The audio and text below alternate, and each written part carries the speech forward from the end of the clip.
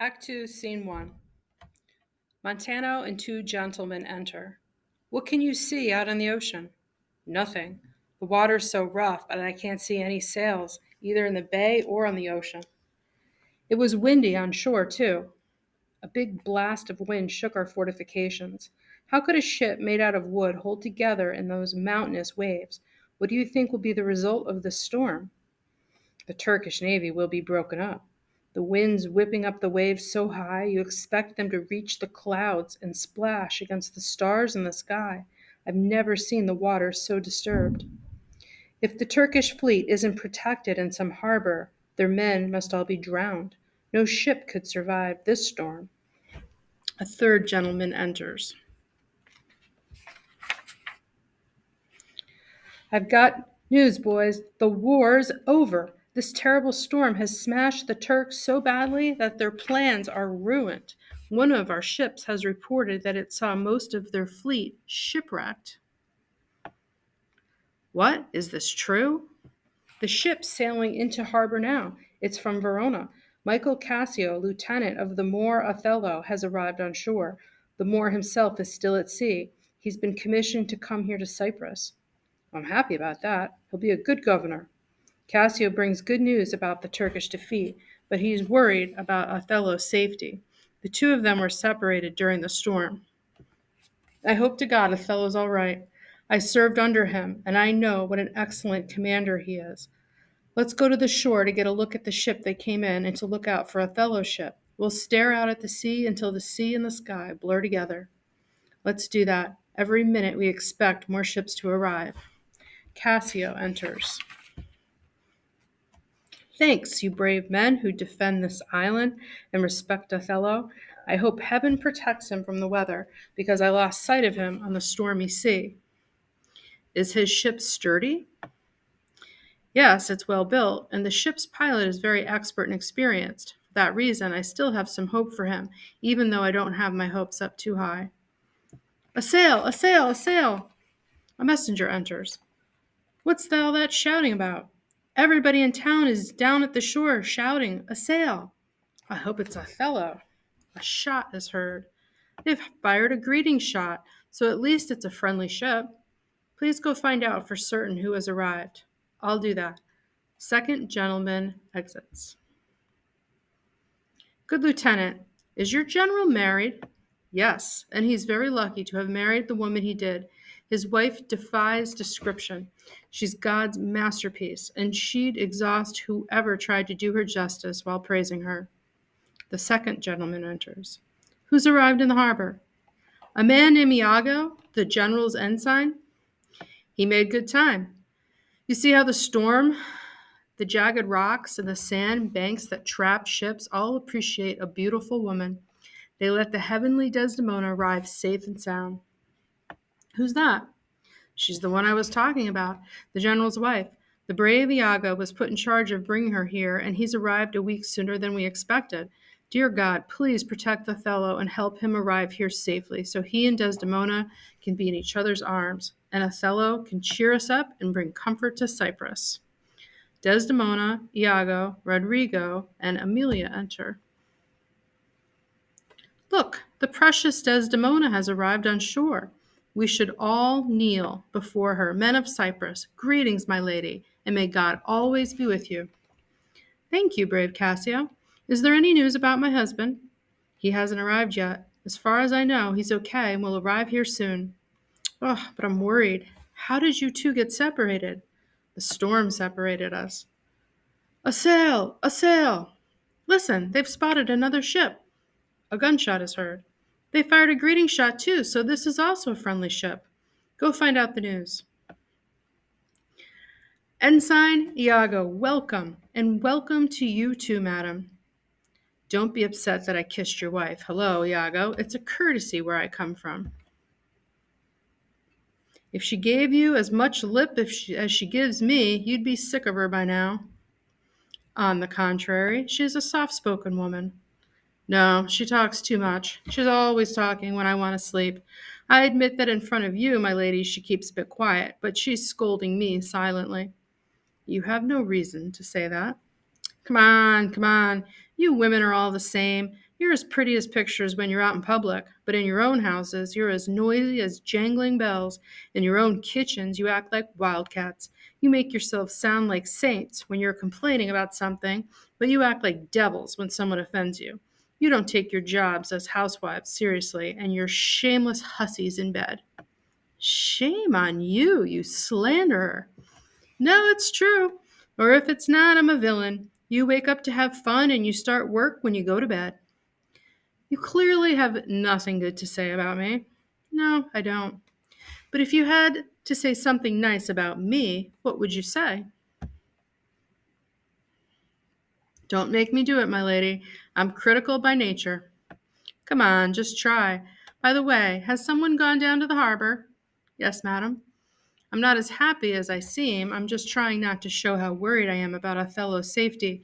Come on, what would you say about me? I'm trying to think of something, but I'm not good at inventing clever things. It takes time. I've got it. If a woman is pretty and smart, she uses her good looks to get what she wants. Very clever, but what if the woman is smart but ugly? Well, even if she's ugly, she'd be smart enough to find a guy to sleep with her. This is getting worse and worse. What if she's pretty but stupid? No pretty woman is stupid because her stupidity will make her more attractive to men. These are stupid old jokes that men tell each other in bars. What horrible thing do you have to say about a woman who's both ugly and stupid? No matter how ugly or stupid the woman is, she plays the same dirty tricks that the smart and pretty ones do. You don't know a thing.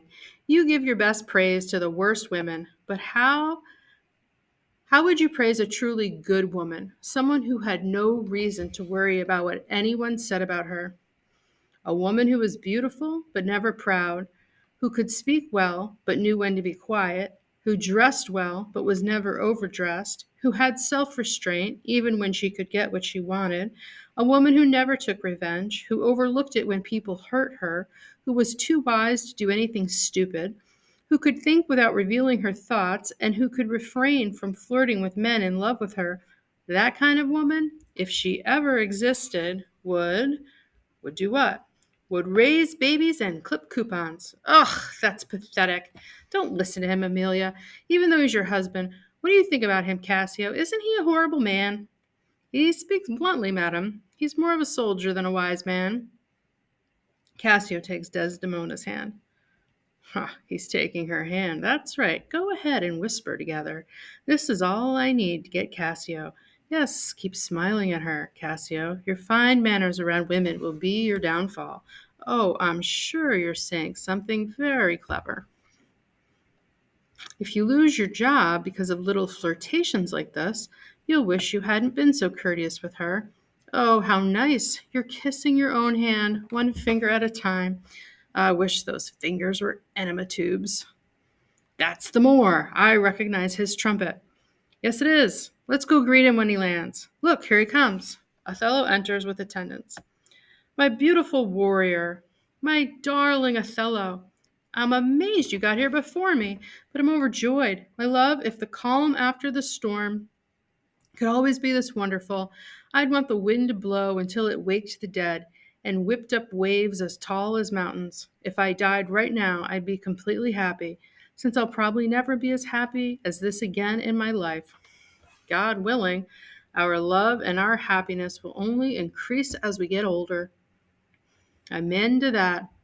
I can't talk about my happiness anymore. It's too much. I hope these kisses I'm about to give you are the closest we ever come to fighting. Oh, you're happy now, but I'll ruin your happiness for all my supposed honesty. Let's go up to the castle. Good news, friends. The war is over and the Turks are drowned. How are my old friends from this island doing? Honey, they'll love you here in Cyprus. They've been very good to me here. Oh, my dear, I'm babbling on and on because I'm so happy. Iago, would you be good enough to get my trunks from the ships and bring the ship's captain to the castle? He's a good man. Let's go, Desdemona. I'll say it again. I'm so happy to see you here in Cyprus. Othello, Desdemona, and the attendants exit. Meet me down at the harbor. Come here. They say love makes cowards brave. So if you're brave, listen to me. Lieutenant Cassio will be on guard duty tonight. But first, I have to tell you that Desdemona's completely in love with him.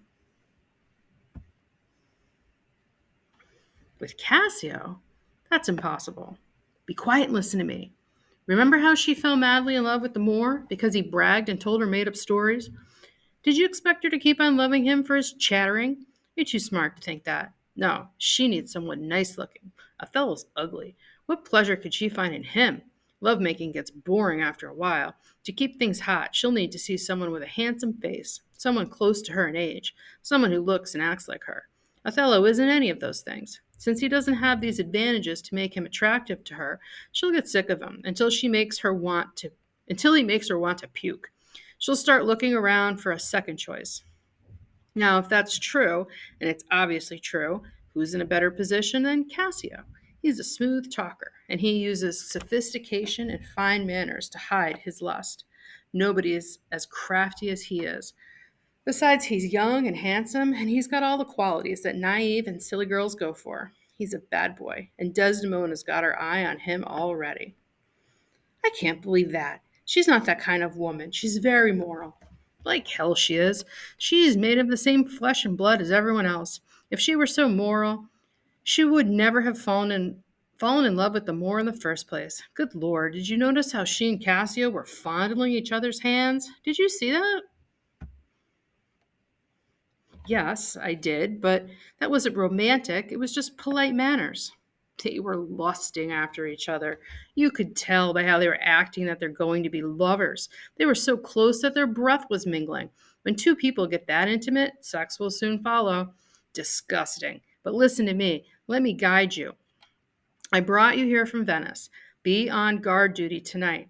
I'll put you in charge. Cassio doesn't know you. I'll be nearby. Make Cassio angry somehow, either by speaking too loud or insulting his military skills or whoever else you want. All right? He's hot-tempered, and he might try to hit you with his staff. Try to get him to do that. That'll allow me to stir up public sentiment against him here in Cyprus. I'll get them so riled up that they'll only come down when Cassio is fired. To get what you want, you need to get Cassio out of the way. If you don't do that, things are hopeless for you. I'll do it if you help me out. I promise I will. Meet me in a little while at the Citadel. I need to get Othello's things from the ships. Goodbye. Goodbye. I think Cassio really does love her, and it's perfectly likely that she loves him too. I can't stand the Moor, but I have to admit that he's a reliable, loving, and good natured man. He'd probably be a good husband to Desdemona. I love her too, not simply out of lust, but also to feed my revenge. I have a feeling the Moor slept with my wife. That thought keeps gnawing at me, eating me up inside. I won't be satisfied until I get even with him, wife for wife. If I can't do that, I can at least make the Moor so jealous that he can't think straight. If that piece of Venetian trash Rodrigo can do what I need to carry out my plan, I'll have the power over Cassio. I'll say bad things about him to the Moor. I have a feeling Cassio seduced my wife as well. I'll make the Moor thank me, love me, and reward me, even though the joke will be on him the whole time. I've got a good plan, though I haven't worked out the details yet. You can never see the end of an evil plan until the moment comes.